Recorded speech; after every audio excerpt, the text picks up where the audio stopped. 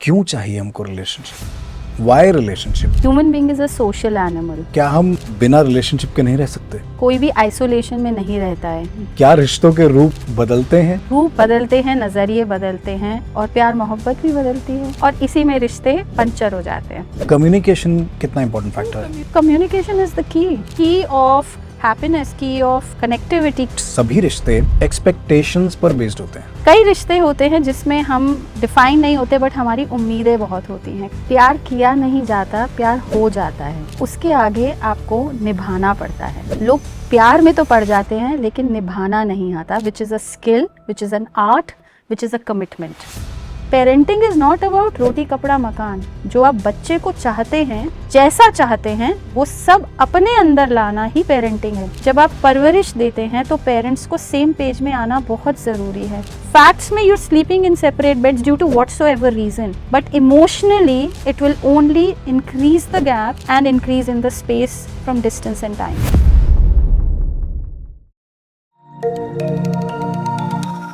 Sunny Side Up, mental health का first add.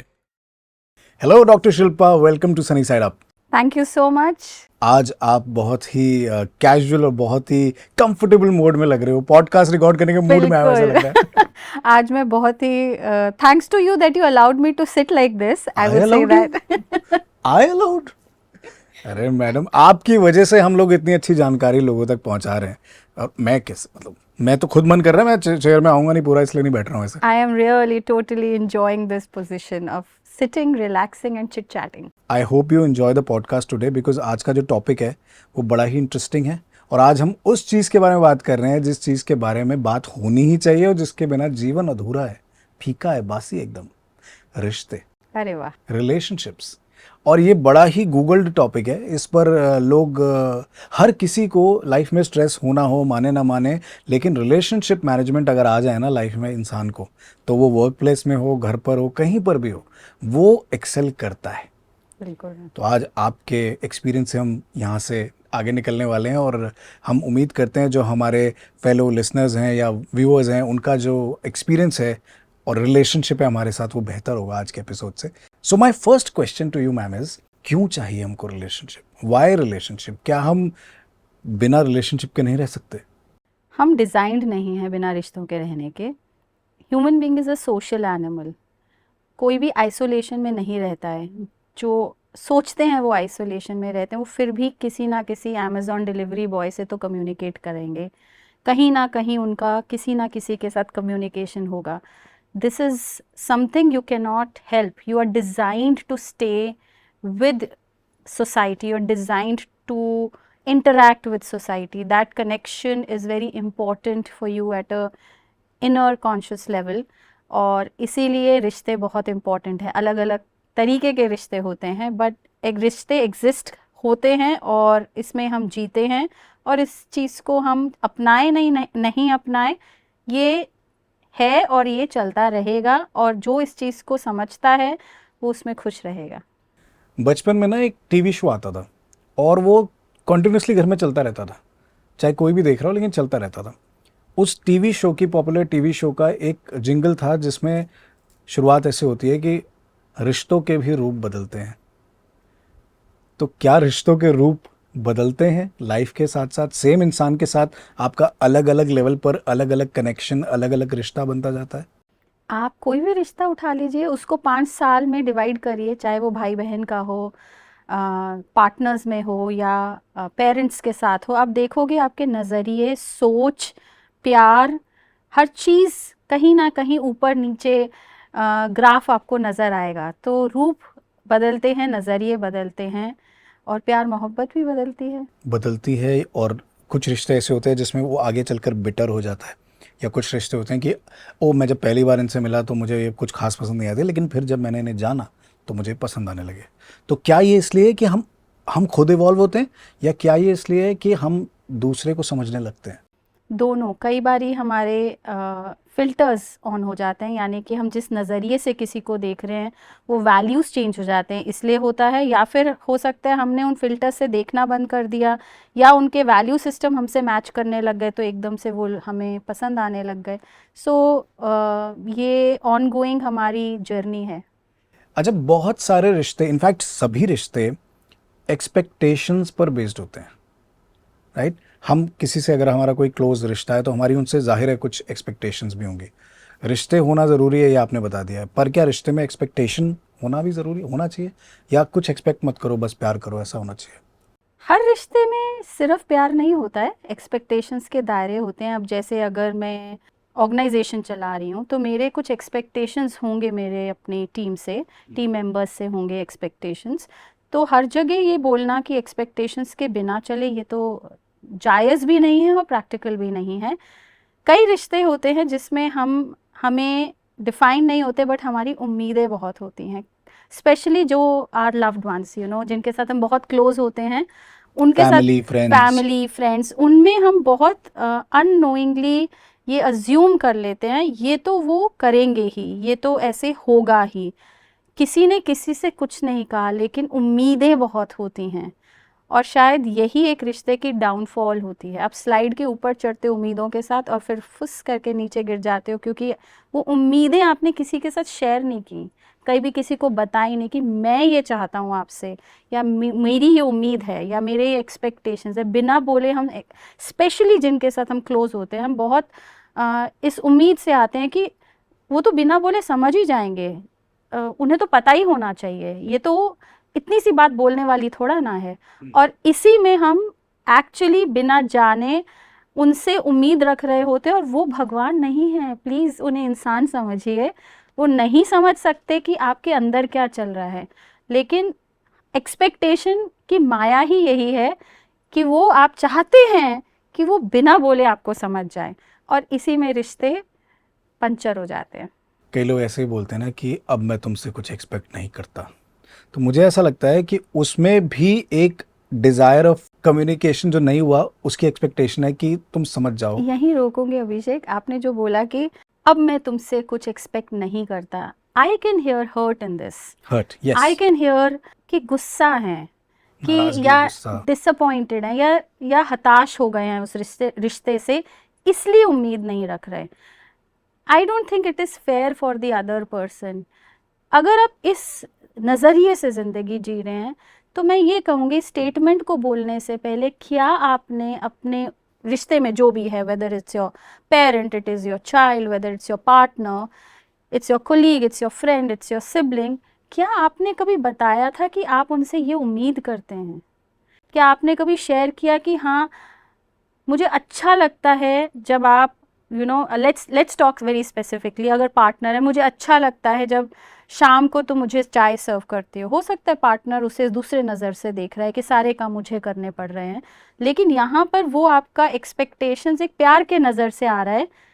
Partner के लिए वो होगा कि मुझसे 2 काम एक्स्ट्रा कराए जा रहे हैं, आपका नज़र है कि चलो इसी बहाने मुझे ह्यूमन कनेक्शन मिला, मुझे उनके साथ 2 पल बिताने को मिले। लेकिन ये बोला क्या कि मेरे लिए ये एक बैटरी है कि जब तुम मुझे चाय सर्व करती हो, ये तो नहीं बोला।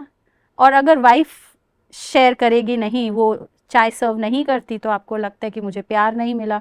सो there is a lot of expectations, हमारे नज़रिए हमें रोक देते हैं, हमारी सोच हमें रोक देती है, हमारे अंदर की आवाज़ हमें सिर्फ यही बोलती है कि वो हमें प्यार नहीं करते, या शायद मैं प्यार डिज़र्व नहीं करता। हम अपनी ही अंदर की आवाज़ और अंदर की बातों से रुकते हैं, बाहर जो है वो अभी भी उतना ही प्यार करता है। यही जर्नी हमारी रिश्तों को या बनाती है या बिगाड़ देती है। तो क्या किया जाए इन नज़रियों का, कैसे नज़रियों को मिलाया जाए, कैसे रिलेशनशिप को बेहतर किया जाए, कैसे आगे बढ़ा जाए ज़िंदगी में? आपने तो बहुत ग्रंथों और किताबों की बातें करी है। I will try to simplify it. पहले आप कोई एक रिश्ता उठा लो, कोई भी एक रिश्ता उठा लो, उसमें अपने आप को देखो कि मेरे कितने शुड्स एंड हैव्स हैं। यानी कि जी, let's say parent child relationship, नहीं जी, बच्चों को तो ऐसे ही करना चाहिए, बच्चों को तो ऐसे ही होना चाहिए, वो ऐसे ही की प्लीज़ लिस्ट बना लो पहले। पेरेंट्स को तो बच्चों के लिए इतना ही करना चाहिए, तो वो आपकी जो एक्सपेक्टेशंस है पहले उनकी लिस्ट बनाओ, which in English we will say shoulds and haves. Same thing with a spouse और अ पार्टनर। नहीं जी, ये चीज़ें तो उनको करनी ही चाहिए या होनी ही चाहिए। जब आप अपनी ये शुड्स एंड हैव्स की लिस्ट बनाओगे, उसके बाद प्लीज़ फिगर आउट ये आपने सीखे कब और कहाँ से आ रहे हैं। किसी मूवी से आ रहे हैं, किसी अमर चित्र कथा से आ रही हैं, बड़ों की कही हुई बातों से आ रहे हैं। ये आपने कब पकड़ी हैं जो आप अपने अंदर एक्चुअली उस इंसान के साथ रिश्ता नहीं हो रहा, आपके अंदर एक आइडियल सेल्फ चल रहा है कि आप ये इंसान इसके साथ तो मैच नहीं है, ये इंसान शाहरुख खान के साथ तो मैच नहीं है मेरा पार्टनर, पूरा मिसमैच है। वो बाइक ऐसे नहीं चला सकता, गाड़ी बड़ी नहीं है। आप बहुत जगह कंपैरिजन करने लगते हैं, तो आइडियल जो आपके दिमाग में एक इमेज या पिक्चर है, you are comparing with that to a real person, you are not enjoying the journey with the real person. ये गैप जो है, यही रिश्तों में एक्चुअली जो एक्सपेक्टेशंस हैं वो यही हैं कि क्या मैं उस इंसान को जैसे वो हैं अपनाने के लिए कितना तैयार हूँ। अब इसमें दो बातें हैं। एक तो आपने जो कहा कि लोगों की एक्सपेक्टेशन होती है किसी इंसान से मिलने से पहले। Now I take this to a different level, जहाँ पर लोग शादी के वक्त बहुत सारी चीज़ें कंसिडर करते हैं, राइट। ये तो रिलेशनशिप की स्टार्ट हो गई, लेकिन when you are in a relationship, the other thing is when you are already in a relationship and you are feeling your expectations are not matching, वो नज़रिए नहीं मिल रहे, तो दोनों सिचुएशन बताइए। एक तो पहले क्या करना चाहिए while you are getting into a relationship, और बाद में when you are already in a relationship, you have chosen that person and you are with them living your life, how should you deal with your expectations and nazariyas at that point? प्यार किया नहीं जाता, प्यार हो जाता है, उसके आगे आपको निभाना पड़ता है। लोग प्यार में तो पड़ जाते हैं लेकिन निभाना नहीं आता, which is a skill, which is an art, which is a commitment. ये समझना बहुत ज़रूरी है।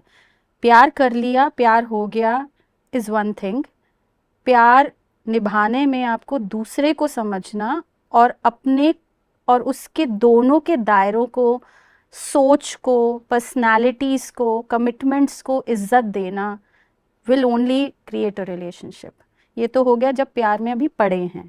जब आप प्यार में पड़ चुके हैं और रिश्ता आगे बढ़ चुका है, उसके बाद बहुत बारी हम गेम खेलना शुरू हो जाते हैं। वो गेम होता है मेरी ज़िंदगी ऐसे मैं देख रही हूँ और दूसरा अपनी ज़िंदगी किसी और तरीके से देख रहा है। यहाँ पर आते हैं एक्सपेक्टेशंस। अगर मैं सिंपल भाषा में बोलूँ, गाड़ी एक पहिए से नहीं दोनों पहियों से चलती है।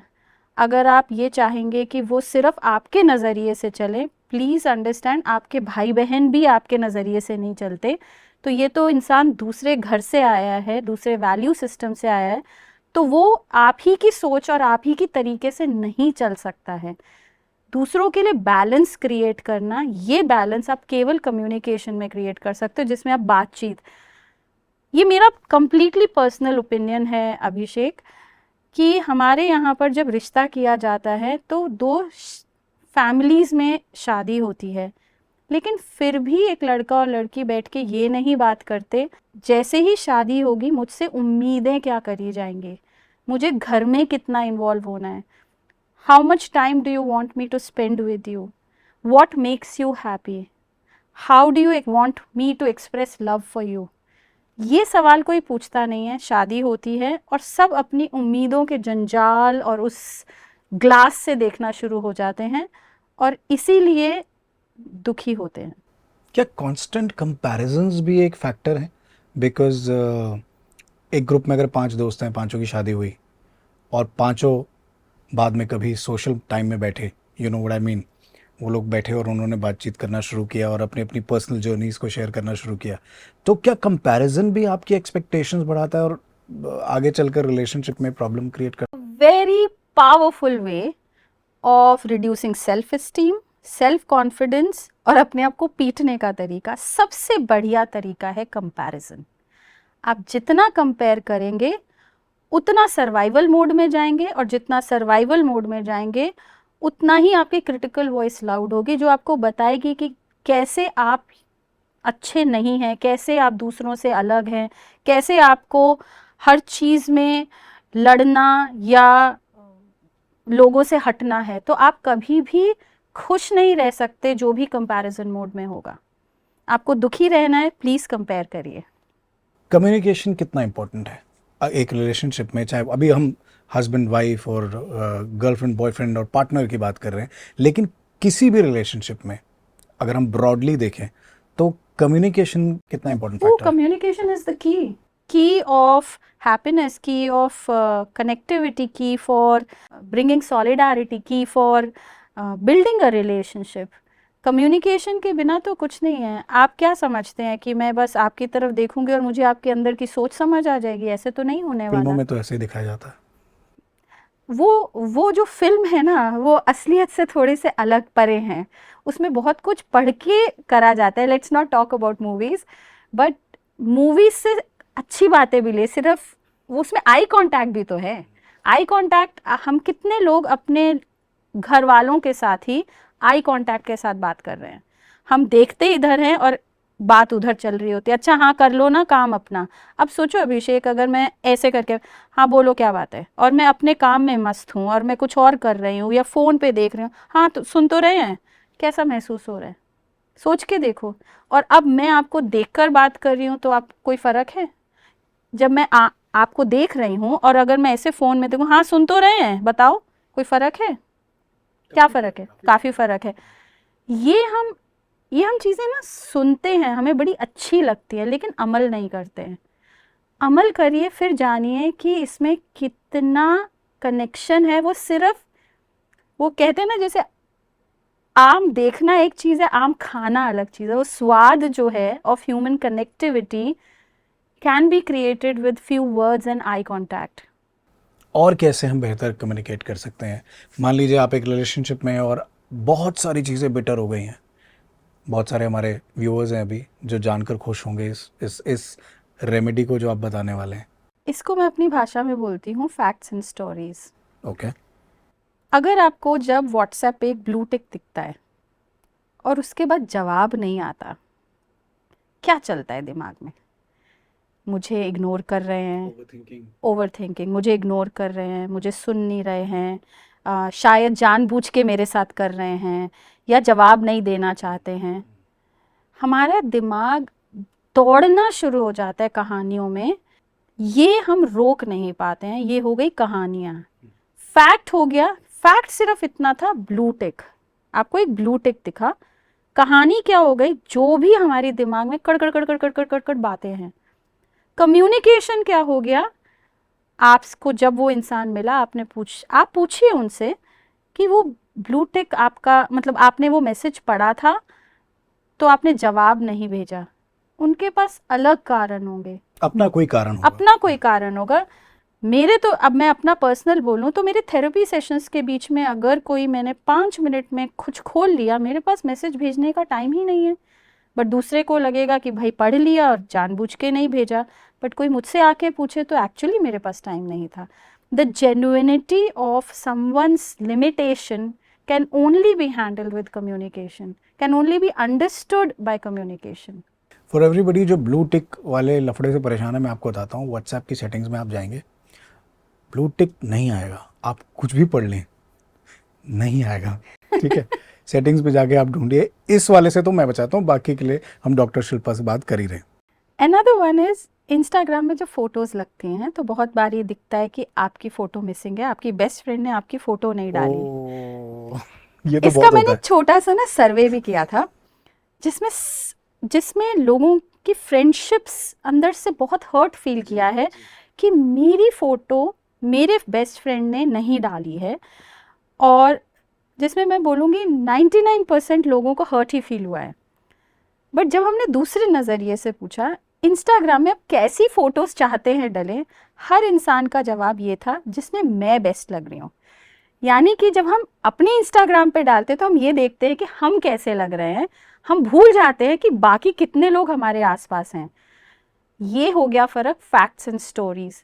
दूसरे की दुनिया ज़रूरी नहीं है आप ही की तरह सोच रहे हैं, और ये गैप ही हमारा बढ़ता चला जाता है, स्पेशली उन रिश्तों में जिनमें प्यार होता है, क्योंकि उनके साथ हम प्यार के साथ ना एक स्टिकर और लगा देते हैं एक्सपेक्टेशंस का, जो एक्चुअली जिससे प्यार करते हैं उसे पता भी नहीं है।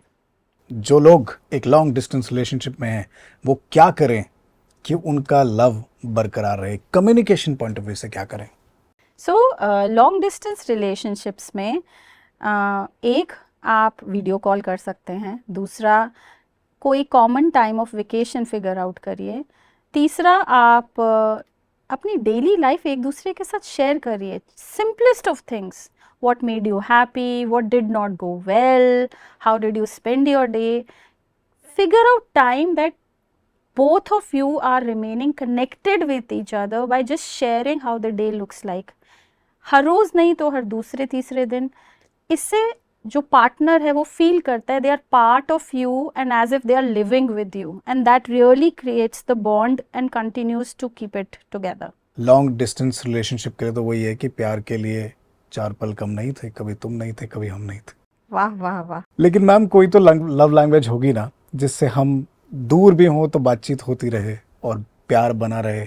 आपको मालूम है, पांच तरीके हैं प्यार को इजहार करने के। ये ज़रूरी नहीं है कि जिस तरीके से आप एक्सप्रेस करते हैं वैसे ही आप लेना भी पसंद करें। So what are those 5 ways? Number 1, the 5 ways are gifts. किसी के लिए वो छोटे छोटे जेस्चर, एक फूल, ज़रूरी नहीं है big materialistic rewards, but small gestures so like you are gifts. Breaking it out to the world कि कोई कितना भी बोले I don't like gifts, gifts work. Gifts work for those whose love language is gift. ओ अच्छा, specific लोगों की specific language, okay. सबकी अलग अलग लव लैंग्वेज होती है। सो किसी के लिए वो गिफ्ट्स हो सकते हैं, किसी के लिए जेस्चर्स हो सकते हैं, किसी के लिए जेस्चर्स यानी कि एक्ट्स ऑफ केयरिंग, कि हाँ आपने ध्यान रखा, ठंड तो नहीं लग रही, गर्मी तो नहीं लग How are रही, you? भूख तो नहीं लग रही, हाउ आर यू, क्या चीज़ में आपका मूड ख़राब है, मूड अच्छा है। आप छोटी छोटी चीज़ों में कंट्रीब्यूट कर रहे हैं, छोटी छोटी चीज़ों में ध्यान दे रहे हैं उस इंसान के लिए। किसी के लिए वो एक्ट्स ऑफ केयरिंग भी एक लव लैंग्वेज होती है। तीसरा होता है टच। बहुत लोगों के लिए फिजिकल टच इम्पॉर्टेंट होता है। सो हग्स इम्पॉर्टेंट हो गए, पैटिंग इम्पॉर्टेंट हो गई। आप देखोगे पेरेंट्स अपने बच्चों को कई बार कहते हैं यू नो हाई फाई और यू नो लाइक दैट। किसी की पीठ सहलाना, सिर सहलाना, हग्स देना, किसेस देना, पेक्स देना। लव लैंग्वेज में फिजिकल टच की उतनी ही इम्पोर्टेंस होती है। चौथा है क्वालिटी टाइम। क्वालिटी टाइम थोड़ा सा मुश्किल हो जाता है समझना या समझाना। सो मैं उसमें एक ऐड करती हूँ एलिमेंट, जिसकी भी क्वालिटी टाइम नीड होती है, प्लीज़ मेक श्योर दूसरा इंसान आपसे आई कांटेक्ट के साथ बात कर रहा है। आपकी बात को लिसनिंग स्किल उसमें बहुत इम्पॉर्टेंट है कि वो जब सुन रहे हैं तो आपको पूरा हर्ड महसूस हो रहा है। क्योंकि आज के टाइम में कोई भी घंटों एक दूसरे के साथ नहीं बैठते हैं, बट जितनी देर बैठ रहे हैं तो quality time will be they feel heard, they feel listen, they feel connected. तो उसमें the art of listening and eye contact, gestures, nodding head is very important. So जिनका क्वालिटी टाइम है प्लीज़ उनके साथ फ़ोन के साथ ना बैठें। They will not feel heard, they will not feel connected, और फिर यही डिसकनेक्ट क्रिएट करेगा। The fifth one is words of affirmation. बहुत लोग वैलिडेशन चाहते हैं कि मैंने कुछ कहा, आप कहें हाँ आपने बहुत अच्छे से किया। ये बहुत अच्छी बात बोली आपने डॉक्टर शिल्पा। लगता है वो आपकी लव लैंग्वेज है। Words of words appreciation. Of affirmation. Affirmation का मतलब है कि आप उनको उनकी हाँ में हाँ मिला रहे हैं, या उनकी करी हुई बात में 2 तारीफ़ें कर रहे हैं, या जो उन्होंने किया उसी को दूसरे नज़रिए से पुट फॉरवर्ड कर रहे हैं, जिससे उन्हें लगे, उन्हें अपने अंदर कॉन्फिडेंस मिले। कई लोगों के लिए ये एक्सप्रेशन इज़ वेरी इंपॉर्टेंट और वो उन्हें एक लव का एक्सपीरियंस देता है। सो जिस मेरे रिश्ते में आप बात कर रहे हैं, आपको फिगर आउट करना है मेरा देने की लव लैंग्वेज कौन सी है और मेरी रिसीव करने की लव लैंग्वेज कौन सी है। दोनों सेम हो सकते हैं, दोनों अलग हो सकते हैं, हर रिश्ते में भी अलग हो सकती है। लेकिन इम्पॉर्टेंट है, जो रिश्ते आपके लिए इम्पॉर्टेंट हैं उसमें ज़रूर ध्यान रखिए, आप उन्हें प्लीज़ कम्युनिकेट करिए। आपके साथ मुझे टाइम बिताना पसंद है क्योंकि मुझे तभी प्यार महसूस होता है। हो सकता है वो आपको गिफ्ट्स दे रहे हैं और आपको प्यार महसूस आपकी नहीं हो लव रहा, लैंग्वेज कुछ और है। आपकी लव लैंग्वेज कुछ और है. And that is the gap happens if you see a lot of people get gifts but they don't feel loved. Think about it. One partner is thinking gifts is important, another partner is thinking quality time is important, and they both don't know that the other partner's love language is different. And I think in प्यार this होते हुए भी नहीं है. And I think in this busy world gift वाली जो language है वो वैसे भी ओवर एक्सपोज्ड और ओवर यूज्ड है, बिकॉज लोग people try to make it up with a gift. Because अगर एक साथ नहीं बैठ पा रहे हैं, समय नहीं मिल रहा है, तो एक गिफ्ट आ जाता है कि अब I heard this from a friend who works really hard, और ही टोल्ड मी दैट यार मैं ना बच्चे के साथ बैठ नहीं पाता हूँ, तो मैं, और मुझे बहुत बुरा लग रहा है इस बात का कि जब भी मैं घर जाता हूँ ना तो मेरे पर प्रेशर होता है, तो मैं गिफ्ट ले जाता हूँ उसके लिए. सो गिफ्ट वाली जो लैंग्वेज है ना, हालांकि बच्चों के साथ वो मोरलेस वर्क कर जाता है, बट मुझे लगता है थोड़ी सी फोर्स्ड है. पेरेंटिंग में I would say for a child, depends on the age group. For younger children, time is love. Gift is not love. For older children, teenagers, talking, communication is love. Gadgets is not love. आपने अपने बच्चे को समझा कितना है. जब आप कह रहे हैं वो आ रहे हैं गिल्ट से, मैं जो नहीं कर पाया उसको मैं ऐसे कवर कर रहा हूँ, that's not love. Love is उसको महसूस हो रहा है जो मैं देना चाहता हूँ, that is love. A child doesn't understand love with gifts. The child will understand love with gestures, with communication, with validation, with appreciation, with quality time, playing games. They will understand love. Ma'am बहुत सारे, अब parent child relationship की बात हो रही है, बहुत सारे रिलेशनशिप्स ऐसे हैं जो आज के पेरेंट्स अपने चाइल्ड के साथ रखना चाहते हैं जैसे उनके पेरेंट्स के उनके साथ थे. यानी कि कई लोग ऐसा बोलते हैं कि अरे पापा जब घर आते थे तो हम आवाज़ ही नहीं करते थे, अरे हम जब हमारे पापा सो रहे होते थे तो हम उस कमरे में खेलते भी नहीं थे. तो ये भी एक एक्सपेक्टेशन है ना जो मेरे ख्याल से थोड़ी सी बदल जानी चाहिए. क्या लगता है आपको? क्योंकि अब का जनरेशन की क्या एक्सपेक्टेशन है पेरेंट्स से वो बिल्कुल अलग है, और वो जनरेशन की क्या एक्सपेक्टेशन थी पेरेंट्स से वो बिल्कुल अलग थी. क्योंकि हमें तो पता ही नहीं होता था कि एक्सपेक्ट क्या करना है, कुछ एक्सपेक्टेशन है भी कि नहीं. मैं तो, मेरे जैसे बच्चे तो एक क्रिकेट बैट दिला दे तो उसमें खुश हैं, बस वो खेलते रहेंगे पूरा दिन. इसमें दो बातें हैं. पहली बात, जिस तरह से आपके माँ बाप ने आपकी परवरिश की, क्या आप अपने बच्चों की परवरिश उसी वैल्यू सिस्टम और उसी डिसिप्लिन से कर रहे हैं? आप दूरदर्शन के ज़माने में, आज नंबर ऑफ चैनल्स की कोई लिमिट नहीं है. हमारे टाइम में काका जी के चिप्स आते थे सिर्फ. आज चिप्स की वैरायटी जाओ तो खो जाओ कि आपको क्या खाना है. सो दिस इज, खाना भी है कि नहीं, खाना भी है या नहीं, there is so much of abundance of things. तो समय सेम नहीं है, इसलिए कंपेयर करना बनता ही नहीं है. आपको ये समझना है इस ज़माने में, इस समय के हिसाब से मैं अपने बच्चे को क्या बेस्ट परवरिश दे सकता हूँ. और आजकल के जो टीनेजर्स हैं उनकी एक्सपेक्टेशंस बिल्कुल डिफरेंट हैं अपने पेरेंट्स से, जो उस वक्त पर हुआ करती थी. तो उसको कैसे अलग समझते, because you interact with a lot of children doctor Shilpa, तो वो कैसे, चिल्ड्रन एंड पेरेंट्स, तो वो कैसे अभी मैनेज हो रहा है? मुझे ना बहुत मैस्लोज लॉ है जिसमें कहते हैं कि सबसे बेसिक तरीका होता है सरवाइव करना, रोटी कपड़ा और मकान. अब ये आज से पिछली जनरेशन्स में यही फाइट रहती थी. तो परवरिश और parenting was very dependent on, हमने स्कूल भेज दिया, हमने खाना पीना दे दिया, अच्छा पाल पोस रहे हैं तो हमने बच्चे को परवरिश दे दी. अब का जो ज़माना है वो उससे स्टेप हायर है, जिसमें रोटी कपड़ा मकान बहुतों के लिए ये चैलेंज नहीं है. It is the values, it is the connection that's important here. लेकिन अगर माँ बाप अभी भी उसी राइटियसनेस ऑफ में आ रहे हैं तो उन्हें लगता है हमने तो सब कुछ बच्चों के लिए कर दिया. वेरएज आज का बच्चा जो चाह रहा है वो है ह्यूमन कनेक्ट. और वो ही गैप बढ़ रहा है कि मैंने अच्छे स्कूल में भेज दिया तो मैंने अच्छी परवरिश दे दी, और बच्चे को चाहिए क्या मेरे माँ बाप मेरे साथ टाइम स्पेंड कर रहे हैं. बच्चे देख कर सीखते हैं, बोल कर समझा कर नहीं सीखते.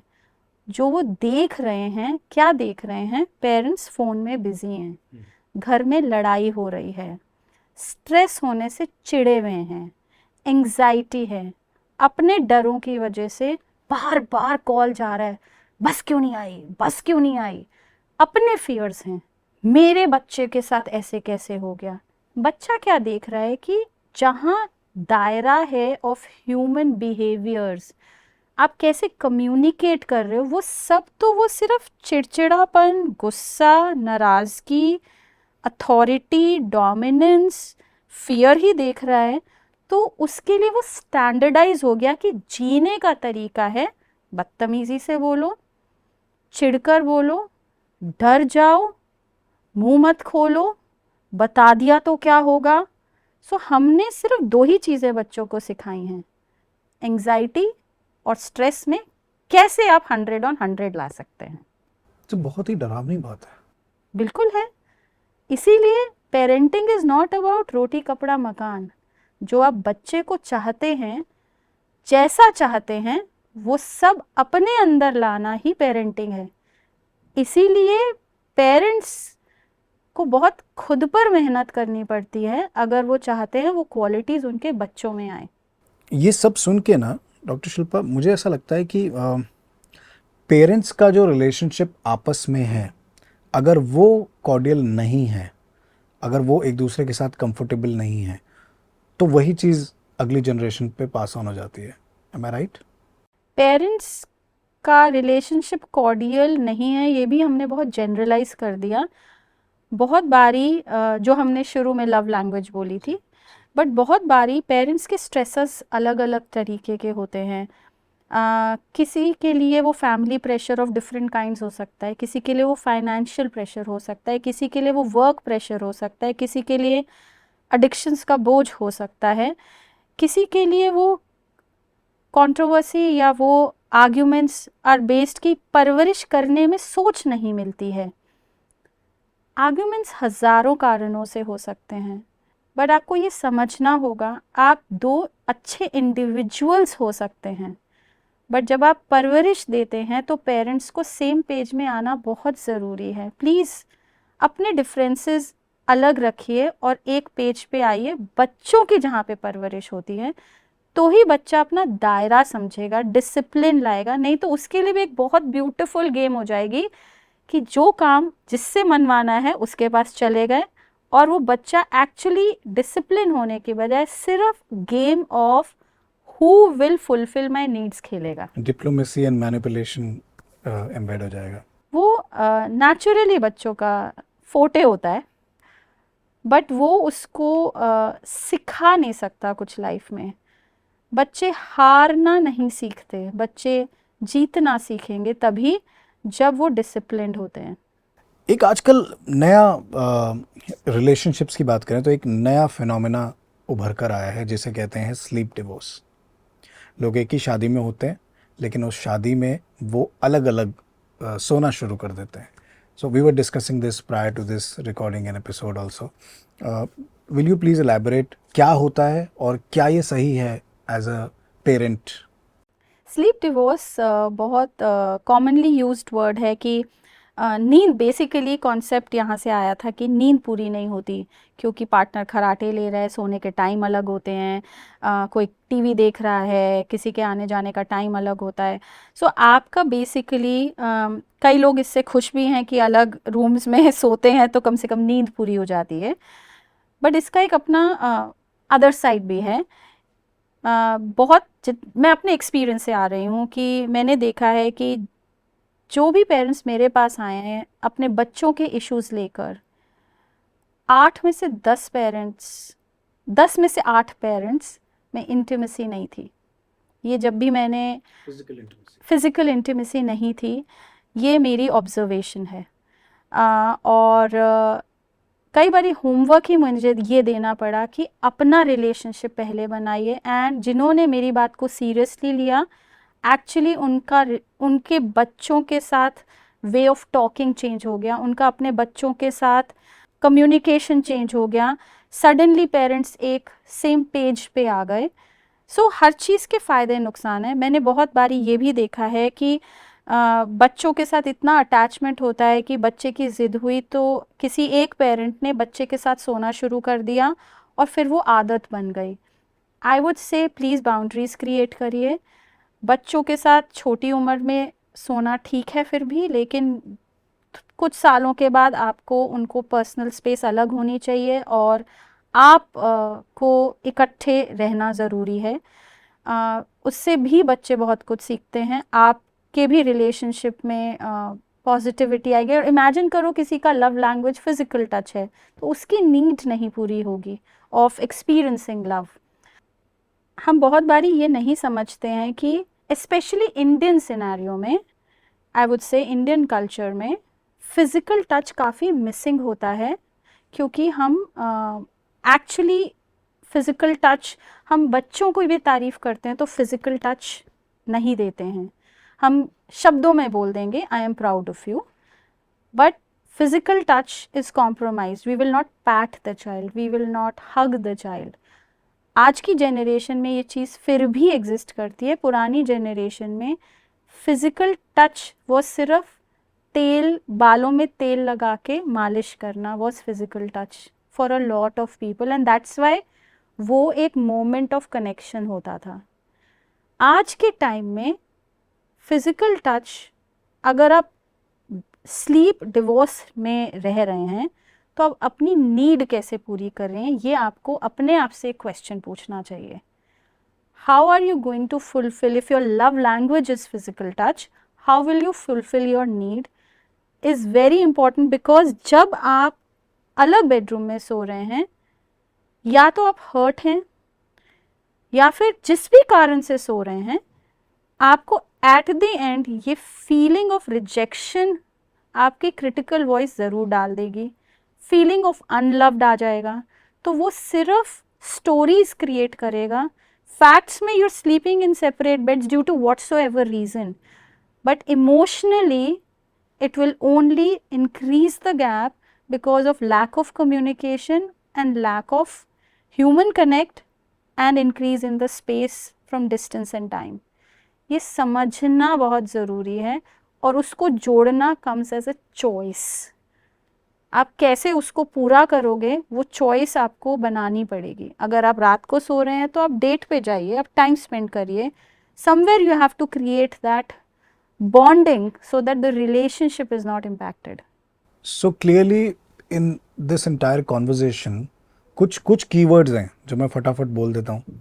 सबसे पहले तो फैक्ट और स्टोरीज में हमें डिफर करना पड़ेगा कि क्या तथ्य है और क्या कहानी ब्लू है। टिक अगर आ गया है तो जाहिर है उन्होंने देख लिया, लेकिन उन्होंने रिस्पॉन्ड क्यों नहीं किया, उसमें जो आप अपनी एनालॉजी बनाते हैं वो एक स्टोरी है, और उसके बेस पे एंगर या रिलेशनशिप में कोई भी मिसकम्युनिकेशन ना हो तो आप फैक्ट्स पर फोकस करें और उनसे वो स्टोरी सीख करें सामने वाले पार्टनर से। दूसरा है कम्युनिकेशन इज़ द की। जैसा आपने कहा कि अपने पार्टनर से हमें प्रॉपरली कम्युनिकेट करना चाहिए। अब पार्टनर में मैं सिर्फ पार्टनर नहीं बोल रहा हूँ, अगर आप there is a child in question तो आप अपने बच्चे से, या आपकी गर्लफ्रेंड हैं या बॉयफ्रेंड हैं या आपके कोई दोस्त भी हैं जिन्होंने आपकी इंस्टाग्राम पर फोटो डाली और फोटो अच्छी नहीं है। Here I would like to add one more thing in communication कि communication करना कैसे है। 3 पॉइंट्स हैं। Eye contact, stand at the same height. अगर आप बच्चे के साथ बात कर रहे हैं तो आप उसकी हाइट पे आइए, या तो आप बैठ जाइए या बच्चे के साथ सोफे पे बैठकर बात करें। Same thing with a spouse, same thing with a colleague, same thing with a friend. Eye contact and being on the same I level is important. Second thing, tone matters a lot. सबसे important element है गुस्से में, परेशानी में, irritation में, दुखी होकर communication में ये नुकसान है कि आप अपने आप को ही बोलेंगे, आप दूसरे को सुन नहीं पाएंगे। कम्युनिकेशन में अनदर एलिमेंट, अनदर इम्पॉर्टेंट की इज़ आप बोलना क्या चाह रहे हैं, आप उन्हें सुनाना चाह रहे हैं, जताना चाह रहे हैं, या उनका नज़रिया पकड़ना चाह रहे हैं या एब्जॉर्ब करना चाह रहे हैं। अगर ये कम्युनिकेशन उसको कहते हैं कि मैं उसका नज़रिया भी समझ पाऊँ। कम्युनिकेशन केवल अपना जताना या सुनाना नहीं होता है, वेंटिंग आउट नहीं है, वेंटिंग आउट नहीं है। It is, do I have the capacity to listen to my partner or child or parent, that will be an element of communication. तो ये कुछ फैक्टर्स हैं जो आप अगर जहन में रखेंगे तो एक बेहतर रिलेशनशिप की ओर आप बढ़ेंगे। और रिलेशनशिप जो, जैसा कि मैंने एपिसोड की शुरुआत में कहा, जो इस ब्रह्मांड का सबसे इम्पोर्टेंट शब्द है। हम सोशल एनिमल्स के लिए जो जो जड़ी बूटी है, संजीवनी बूटी है, अगर रिलेशनशिप नहीं होंगे तो आइसोलेशन में तो वाट लग जाएगी। आपने देखा ही कोविड में क्या हुआ आइसोलेशन में। तो thank you so much doctor Shilpa, आज इतने धमाकेदार सेशन के लिए। मुझे लगता है this episode is the finest of all the episodes that we have recorded together. But इसके बाद वाले एपिसोड और अच्छे होने वाले हैं, तो आप सब्सक्राइब करना ना भूलें इस चैनल को, और बेल आइकन भी दबाएं, जिससे कि हम जब भी नया एपिसोड लेकर आएँ तब आपको पता चले और आप हमसे मिलने ज़रूर आएँ। और कमेंट सेक्शन में एपिसोड कैसा लगा आप ज़रूर लिखें। डॉक्टर शिल्पा के साथ मेरा नाम अभिषेक है। इस पॉडकास्ट का नाम Sunny Side Up, the mental health podcast. This podcast is brought to you by Emoaid wellness centre New Delhi. हमारे साथ डॉक्टर शिल्पा हैं, जो कि एक पेरेंटिंग कोच हैं, एक थेरेपिस्ट हैं और एक emotional freedom technique master trainer हैं, जिनसे हम आपकी बात कराते हैं ताकि आपका जो मेंटल हेल्थ है एकदम दुरुस्त हो जाए। Sunny Side Up, the mental health podcast, brought to you by Emoaid wellness centre New Delhi and powered by Bhopuwala. Sunny Side Up, mental health का first aid।